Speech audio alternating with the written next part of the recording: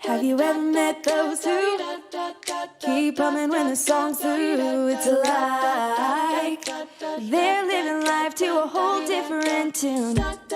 Have you ever met those that keep hoping when it's hopeless? It's like they figured out what the rest haven't yet. The second you realize what you have inside, it's only just a matter of time till you see. So the back row hears you glide, 'cause walking just won't you dance. You don't have to know how to. Ever since Grace got you left, see your whole side's hurt and smile like you just got away with something. Why? 'Cause you just got away with something. Ever since Grace got you. So when you're standing in the rain again, you might as well be dancing. Why? 'Cause there ain't no storm that can change how this ends. So next time when you feel blue, don't let the smile leave you. Why? 'Cause you have every reason just to sing. So the back row hears you glide, 'cause walking just won't you dance. You don't have to know how to. Ever since Grace got you left, your whole side's hurt and smile like you just got away with something. Why? 'Cause you just got away with something. Ever since Grace got you. Ever since Grace got you. Grace got you. Got away with something bubbling inside of you, spilling over 'cause your life is full. How incredible, undeniable, monumental like the Eiffel, uncontrollable, let the joy flow through. Ha ha. Giddy oh but pretty please, let me see your hands in the air with you out your seats. Warm it up, let go, shout it out, celebrate. When you can't articulate, just say Amazing Grace. The second you realize what you have inside, it's only just a matter of it's only just a matter of time till you sing. So the back row hears you glide, 'cause walking just won't you dance. You don't have to know how to. Ever since Grace got you left, till your whole side's hurt and smile like you just got away with something. Why? 'Cause you just got away with something. Ever since Grace got you, yeah, yeah, yeah, yeah, yeah. Ever since Grace got you, yeah, yeah, yeah, yeah. Grace got you, yeah, yeah, yeah, yeah, yeah. Ever since Grace got you, yeah, yeah, yeah, yeah. Grace got you.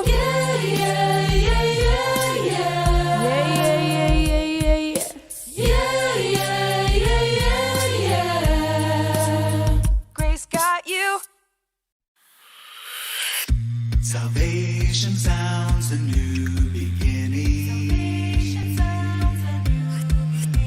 as distant hearts begin believing.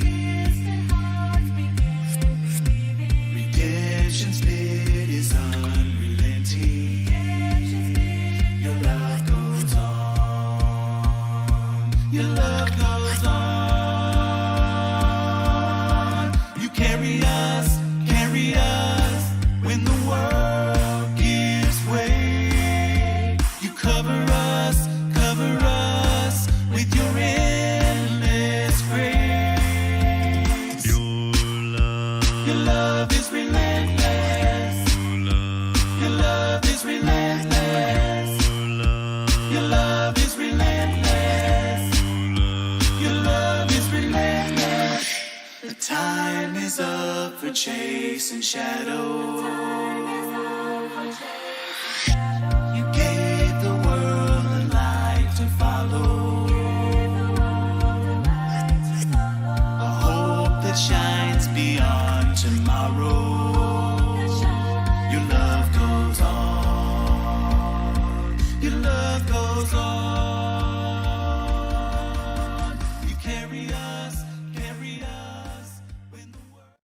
Good evening. My name is Jason Hollinger. I'm the preaching and community minister here for Lufkin Central, and tonight we are in 2 Corinthians. The continuation of the ongoing saga that Paul had with the Corinthian church after he'd heard about the things, the problems they were having, as we looked at last night. He addressed those things. There was a response of those that were not,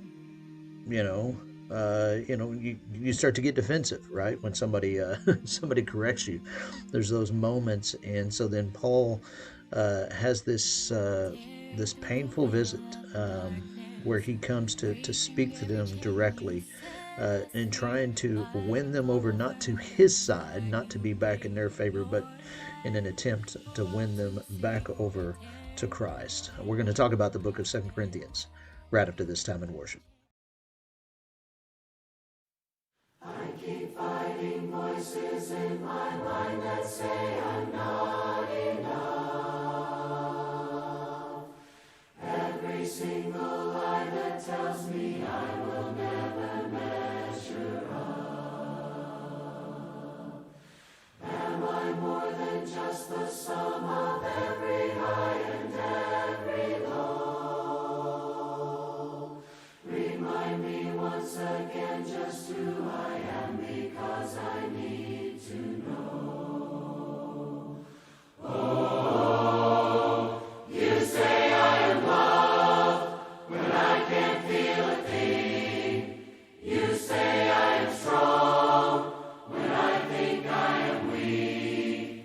You say I am held when I am falling short, and when I don't belong. Oh, you say I am yours, and I believe. Oh, I believe what you say of me. I believe. The only thing that matters now is everything you think of me. In you I find my worth, in you I find my identity. Oh, you say I am loved when I can't feel a thing. You say I am strong when I think I am weak. You say I am held when I am falling short, and when I don't belong. Oh, you say I am yours, and I believe. Oh, I believe what you say of me. I believe. Taking all I have, and now I'm laying it at your feet. You'll have every failure, God. You'll have every victory.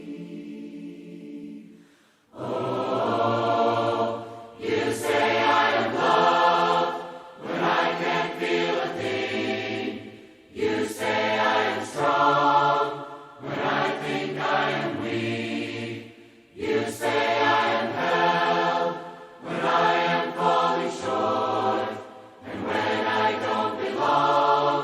Oh, you say I am yours, and I believe. Oh, I believe what you say of me. I believe. Oh, I believe.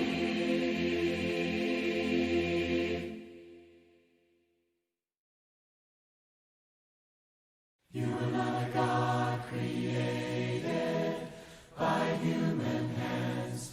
You are not a God dependent on a mortal man. You are not a God in need of anything we can give by your plan. That's just the way it is. You are God alone from before time began. You are on your throne. You are God alone. And right now, in the good times and bad,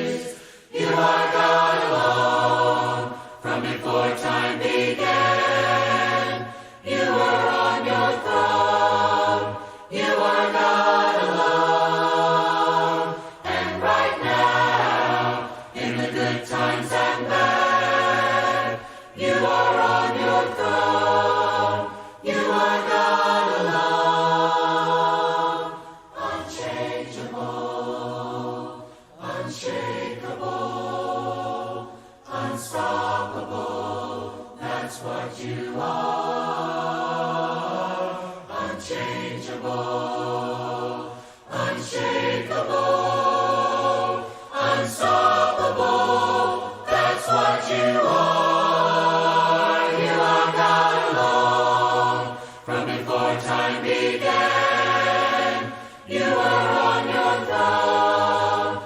You are God alone. And right now, in the good times and bad, you are on your throne. You are God alone. Yes, right now, in the good times and bad, you are on your throne. You are God alone. You are God alone.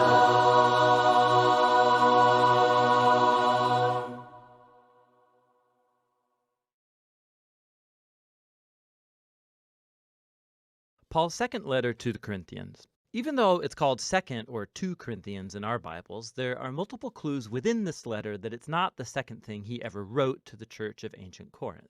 Paul started this Jesus community in Corinth some time ago. On one of his missionary journeys, you can read the story in the book of Acts chapter 18. And after moving on, Paul got a report that things were not going well there. So he wrote the letter that we call 1 Corinthians to correct these problems, and it appears that many in the church rejected Paul's teaching in that letter and rebelled against his authority. And so we learn in this letter that Paul had followed up in person with what he calls the painful visit, and after that he sent a letter which he says was written with anguish and tears. And so after all these measures, most, but not all of the Corinthians realized their arrogance and they apologized to Paul. They wanted to reconcile. And so Paul wrote this letter to assure them of his love and commitment. The letter's been designed with 3 main sections, each addressing a distinct topic. So Paul first finalizes his reconciliation with the Corinthians. Then in chapters 8 and 9, he addresses the topic of forgotten generosity. And in the final chapters, Paul challenges the remaining Corinthians who still reject him. Let's dive in and you'll see how it all works. So Paul opens up by thanking the God of all mercy and comfort, who brought peace and encouragement to him and the Corinthians during this time of division and dispute. He acknowledges that things have been tense since this painful visit, and he makes clear he's forgiven them. He wants an open and honest relationship. But why had they rejected Paul in the first place? Well, we discover later in this letter that the Corinthians had disregarded Paul as a leader.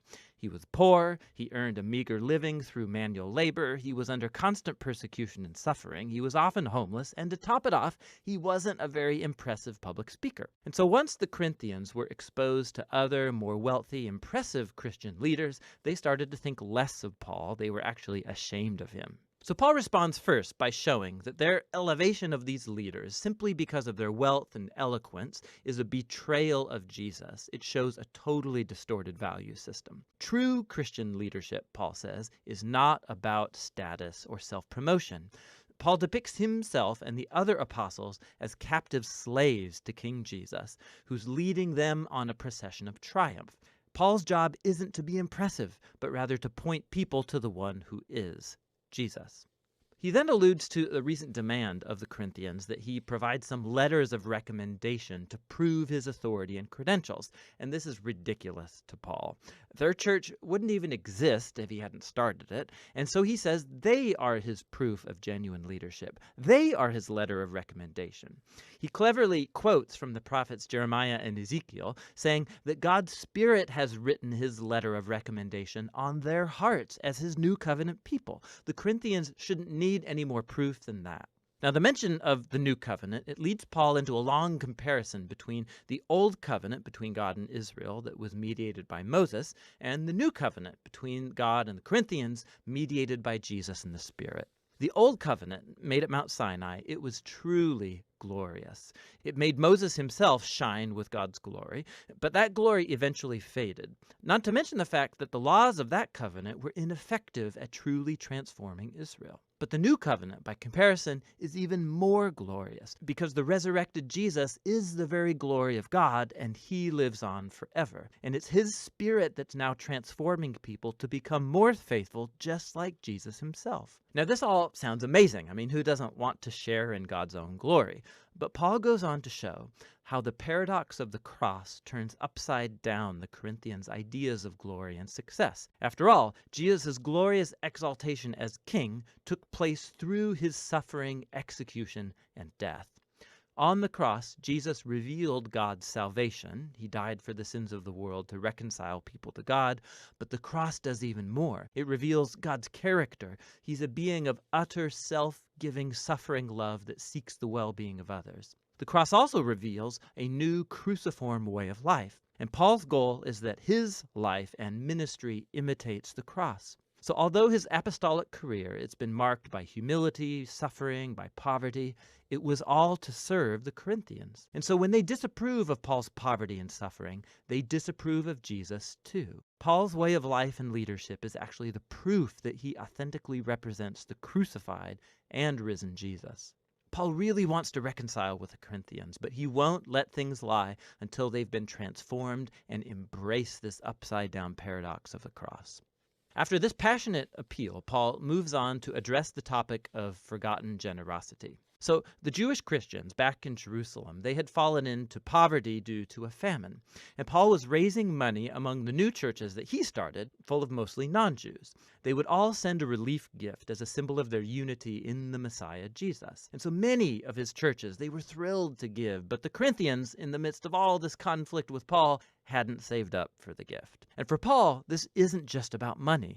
It's another sign that the Corinthians have not been transformed by the gospel about Jesus, which, at its heart, is a story of generosity. Paul says, "You know the generous grace of our Lord Jesus the Messiah, that even though he was rich, for your sake he became poor, so that through his poverty you might become rich." He's telling the story of the gospel through financial metaphors.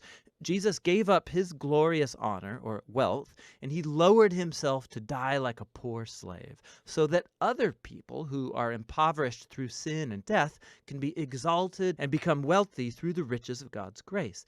To be a Christian is to let this story sink deep into your mind and heart, letting it transform you into someone who's more generous, more willing to share your life and resources to help others. In the final section of the letter, Paul focuses on the main source of his conflict with the Corinthians, that group of impressive leaders that he sarcastically calls super apostles. So they came to Corinth promoting themselves and bad-mouthing Paul as a poor, unsuccessful leader. And at the risk of sounding self-promoting, Paul says, do these guys really want to compare credentials? He can totally take them on. Are they Jewish Bible experts? Well, so is Paul. He was a Pharisee, for goodness sakes. He has the whole Bible memorized. Do they want to brag about their superior knowledge of Jesus? Paul has actually seen and hung out with the risen Jesus. He's actually had visions of Jesus' heavenly throne room. But more importantly, Paul has given his entire life to the mission of Jesus. He sacrificed comfort and stability, and he never asked the Corinthians for money.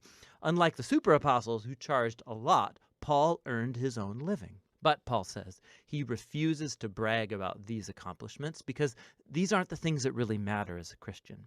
Instead, what he'll brag about is how flawed and how weak he is, because it's in those inadequacies that he discovers the love and mercy of Jesus. Or as Jesus once told Paul, "My grace is sufficient for you. My power is made perfect through weakness." Paul concludes the letter with a sober warning to the Corinthians. They need to check themselves. Their contempt for Paul, his way of life, their love for these super apostles, it all shows that they don't grasp who Jesus is on a fundamental level. They're not living like transformed followers of Jesus, and so he invites them once again to humble themselves before the love of Jesus. 2 Corinthians gives us a really unique window into the life of Paul and the paradox set before us by the cross of Jesus. The cross challenges our values, our ways of seeing the world. We value success, education, wealth, but God values humility and weakness because his love and power were made known through the suffering, death, and the resurrection of Jesus. The cross also unleashes the transforming power and presence of the Spirit to empower Jesus' followers to take up his cruciform way of life and make it their own. And that's what 2 Corinthians is all about. So I guess it begs the question, are you living according to your values or to God? Are you allowing God to transform and just make that impact in your life to allow God to do what he desires to do, why he sent his son for us. It's an important question that we have to answer. And if you need any help in responding to that, reach out to us. Let us know. You're going to see a number that you can text the word surrender to. Reach out to us. Let's together live this life that God created us to live and sent his son to die for, so that we could have hope, and not just the future of a life in heaven with him, but life right here and now. If we can help you in any way, let us know. Y'all have a great night. God bless. He's coming on the clouds.